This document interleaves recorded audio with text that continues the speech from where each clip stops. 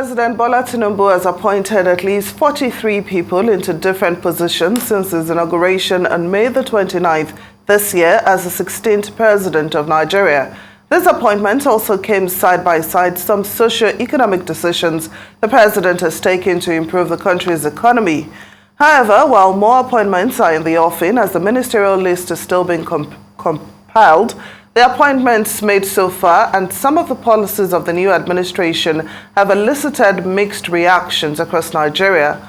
Already, many are warning against giving undue advantages to certain regions of the country above others. Honorable Cletus Obum is a former Cross River House of Assembly member and a member of the defunct All Progressives Congress Presidential Campaign Committee in charge of the media. He joins us from Abuja to review these appointments and President Tinubu's milestones since his assumption in office. Honorable, thank you so much for joining us on Newsday. Thanks for having me arise. Well, now we would like to start, with you assessing the appointment made by President Tinubu so far. Would you say he has been fair, to all zones in the country? At no time have we ever had it in the manner as we have today. If you notice, when people make these assessments, they don't take a holistic view of what they are discussing. He has just made what you might call personal staff. The public staff that he has made are the service chiefs. The other ones are people he has to work with and who understand him and who have been working with him over time. So when you use that as a yardstick for measuring fairness, you'll be very unfair to the president and to our growing democracy. It is raising unnecessary anxiety over what does not exist. I will give you this. Look at the issue of Muslim ticket. It came up and became almost an issue that brought us a lot of campaign time and cost. But look at the service chiefs. What is the number of Christians there? Nobody is talking about that anymore. What are their regions? Places that were otherwise never ever remembered. Look at my own Cross River. Look at Enugu State. Nobody again is talking about that. It is now about region and the appointment, personal appointment of the president's office. He cannot bring total strangers to a terrain in which he needs to work every minute, every second. And he has time running for him. He has days after the counting. We are talking about 30, 40 days today after coming into office. So if he doesn't have those, there are no ministers yet. Of course, mandatorily, the constitution requires that every state must produce, including Abuja, must produce a minister. So it is only at that point that you can keep talking about it. Otherwise, the personal staff that he needs today, he doesn't have to go to the market to shop for them. He has to deal with the staff, even from his house, that he knows can work with him and understand him and cope with his speed and temperament. So to that extent, I will tell you that the public appointments made so far, in, for example, picking the secretary to government of the federation from the North Central, it quelled the issue of not having a principal officer in the National Assembly. And of course, the service chiefs, as you can see, were well spread in a manner that everything so far, so good. So I think we should not make a mountain out of a molehill. And this for me is very inconsequential, given that the main appointments to be made in terms of DGs, in terms of executive secretaries and directors, agencies of government, departments, and ministries, it is those type of things that we should start talking about spread. But in terms of personal staff, SA, on security SA, media, and other issues, people who have been typing and writing his speeches, he cannot go and advertise for those type of positions. And I think we should be very, very clear about that in dealing with these public issues so that we don't unnecessarily raise doors and distraction for a government that is just coming in, and even the international community has given its endorsement by the immediate, within 30 days, he's made chairman of ECOWAS. It should tell you that Ashwaju is not just running, but running very cautiously and firmly and courageously as well. All right, understood. But just to dig just a little bit deeper into that subject, and of course we'll move on, there is that slight opinion that there's a lopsided spread within the security agencies that have recently been created with the Northwest, Southwest dominating with about 21 heads of military and security, and the Southeast and North Central and South-South each sharing 5 posts. Is this any type of concern for the fight against insecurity, or is it like you said earlier, a little bit of making a mountain out of a molehill? Now, I give you these statistics as well. When Buhari administration, in fact, from Jonathan, when the insurgency first started, notice how the immediate change in the security architecture that brought in Dasuki. And what happened? It was because this was an area he's familiar with, and which is why we are talking about community policing. This is at the national level. You are sending people who are affected, directly affected. You will send, for example, a South person to go and comb the deserts of Zamfara, or the deserts of Sokoto, or of Kano. A person from that area ordinarily, even as a child who grew up in that area, is familiar with the terrain, and therefore it's proper that you bring people from there. 2, you should also note that within the military circles, ranking and in terms of positioning is very important, and merit is most of the time at the fore. Now, if you have to get into our history, at the time of Jonathan in the DSS, for example, the State Security Service, Directorate of State Security, you discovered that they were the first 8 persons at the ranking order in the DSS at that time. It was the number 7th or 8th person, Itai Penyong, that became the head of DSS, because at that point, he required somebody that understands him, and he needed to do that. Today, if you look at the security architecture and our security challenges, beyond the internal wranglings in the Southeast, the movement from the Northwest to the Northeast has become a major crisis for us in Nigeria today, for everybody living here. Schools, kidnappings, banditry, all combined are concentrated in these areas. And of course, the Southwest is going to be the buffer with which to wage any major counter-insurgency that is coming into our country, given that it is also occupying and holding our seaward and maritime boundaries. So the Southwest ought to get that. So for me, and for anybody who wants to study the Nigerian defense and security architecture, you must take this into consideration. And this president is not an accidental president. He is deliberate, is conscious, and he has taken time over and over, beginning as a senator in 1993, to being governor in 1999 within 6 years, and becoming president today. He has followed step by step, bit by bit, in every detail, in all sectors: economy, security, defense, and the education and all. So you are going to see a lot of this very firm, direct confrontation with the malaise of problems and the avalanche of crises that are bedeviling this country in terms of security. And like I said before the elections, any president coming in now who does not tackle the issue of security will be pretending about solving the Nigerian problem, because you cannot go to school if there's no security. You can't go to market if there is no security. You can't even go to a private office if there's no security. So security must come first and second on the line of priorities for this country today. If we don't do that, any other thing you are talking about, economy and all that, everything will collapse. I mean, look at Ukraine, and even as far as Ukraine is, as far as Russia is, the war there is creating ripple effects across the country, across the globe.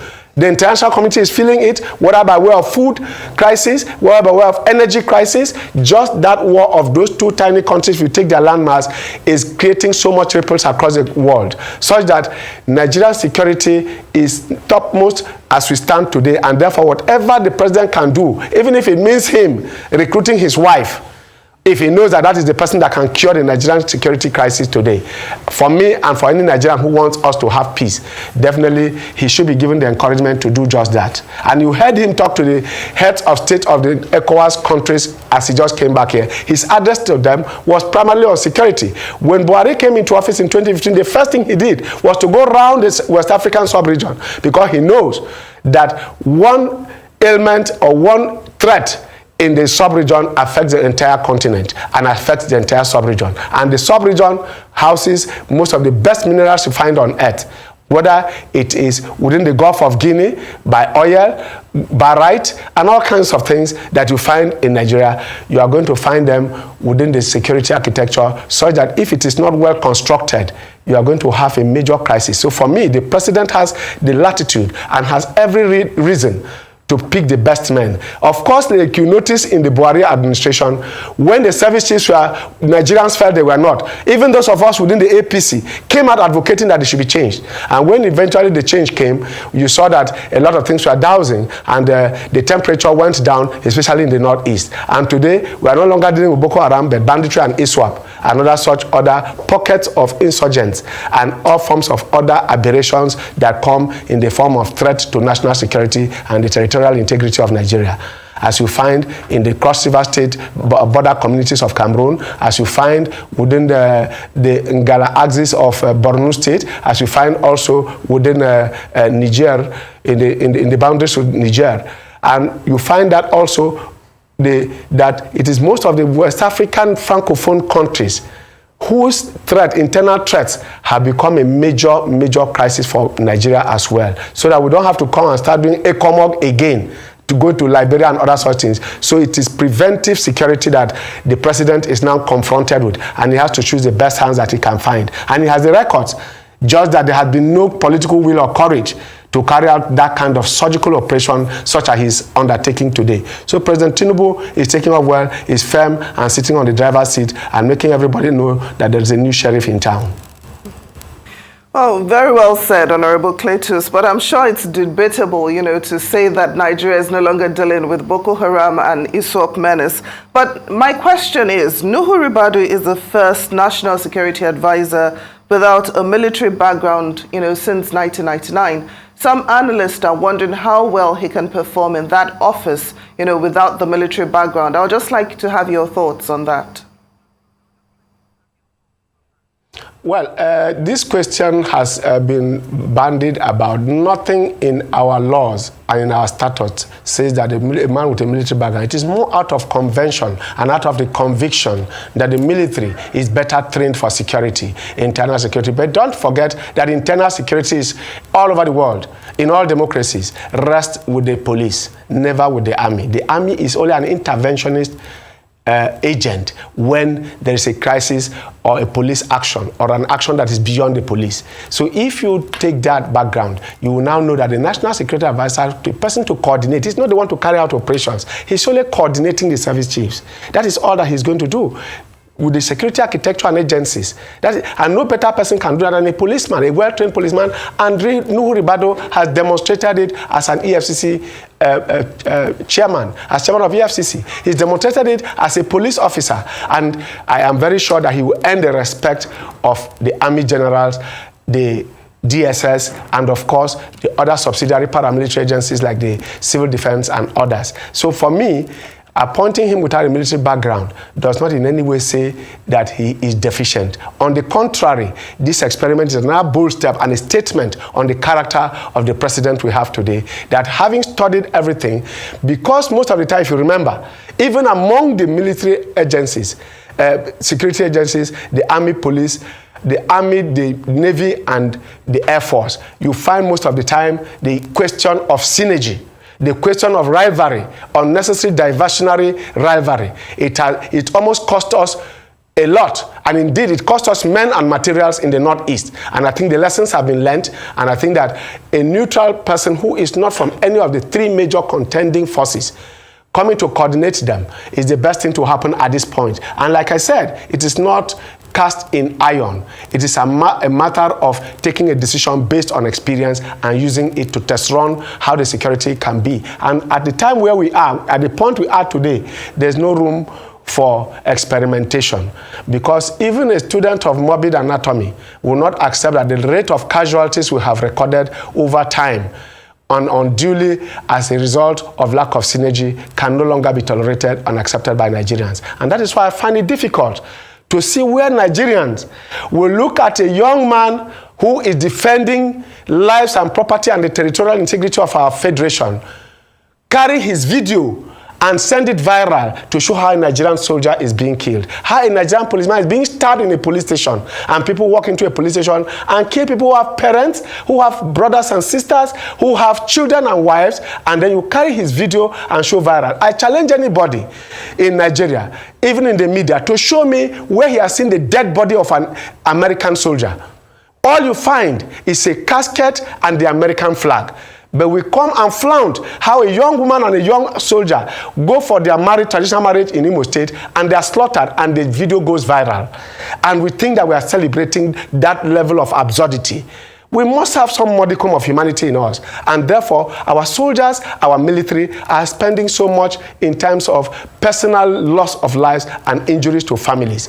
Therefore, in dealing with the security architecture, in appointing Ribadu at this point, I feel strongly that this president has done his study, has done his background checks, and believe that this man can deliver. And I can tell you that he will not be afraid and will not check his responsibility, that once he has the power to hire, he has the power to fire. And I think this president can do that. All right, then, let's speak to some of the joys and sorrows that Nigerians are currently feeling within their pockets. You earlier spoke about the strides of President Tinubu in his first 40-some-odd days in office. Of course, he's been appointed ECOWAS chair, and he's been largely applauded for some of the very harsh but necessary measures he's taken up, such as the fuel subsidy removal. With that also comes the gripes of Nigerians as they adjust their own pockets to the economic situation in the country, which has definitely become more dire. Want to know what you have in terms of advice for Nigerians who might be feeling the tight pinch in their pocket and are decrying the lack of palliatives, the lack of a cushion for them in terms of economic helpers to help them get through their everyday lives and their businesses, most especially, which are suffering, small and medium scale businesses suffering under the weight of this administration's policies as well. Well, the policy direction of this administration is first of all to lead by example. And the issue of fuel removal, the subsidy removal, is a long overdue solution that has not been tested and nobody ever had the courage to deal with. Right from Obasanjo, the argument started right from Babangida in the 1980s. We were still student activists then. We demonstrated against it. IMF recommended it as part of their conditionalities for giving Nigerian loan. Nigerians voted. At that time, there was a referendum. Nigerians voted against it and said, if that's the only way you can give us any support, financial support or aid, we don't need the aid.